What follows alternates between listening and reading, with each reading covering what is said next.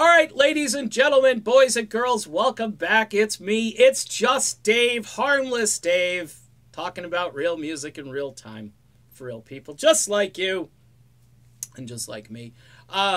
So I've waded into the Baby It's Cold Outside controversy, and it's very controversial. In fact, I just retweeted Eddie Trunk, who basically was saying the same thing that I was saying, and I was met with criticism, and I needed to go back and listen to the lyrics of the song again. Me and my wife actually listened to the song last night a couple of times. I've heard the song numerous times, and I can guarantee you there are songs that are far more suggestive and offensive than Baby It's Cold Outside. In fact, I have come up with one that I think needs to be banned. Okay, so hear me out here.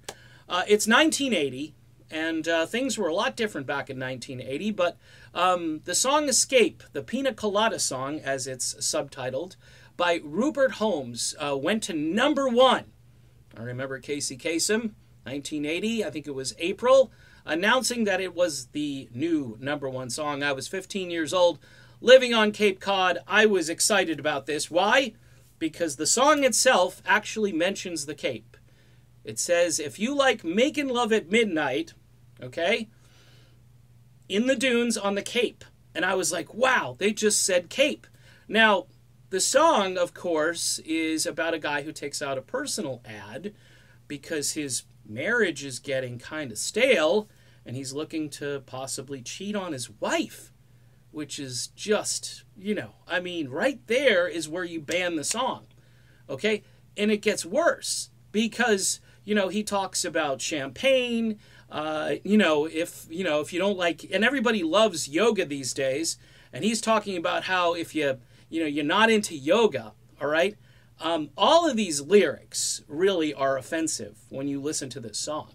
And he's looking for a new love where he can go and escape.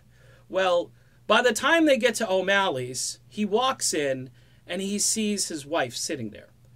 And they have a good laugh, and he then says he didn't know that she liked all of these things, and the song ends. But the implication of this song is just, it's all of this sort of, I'm gonna cheat on you, and even though it ends well and it has a happy ending, it's offensive. It's got alcohol in it, which that should be outlawed for sure. I mean, to suggest you want pina coladas or champagne. I mean, alcohol is everywhere in the song. And then there's a sexual component because there's the dunes, okay? And he's basically saying, hey, if you want to go here, I'm going to go there with you and do that. Folks, look, if we start going down this road of absurdity with music, we're not going to have much to listen to. We're not. I mean, I'm just not sure what people are trying to do, because if you're reading into any of these lyrics, you can read into all kinds of things. These people back in 1949, they weren't suggesting they go to the dunes, okay, anywhere. They didn't use the term making love.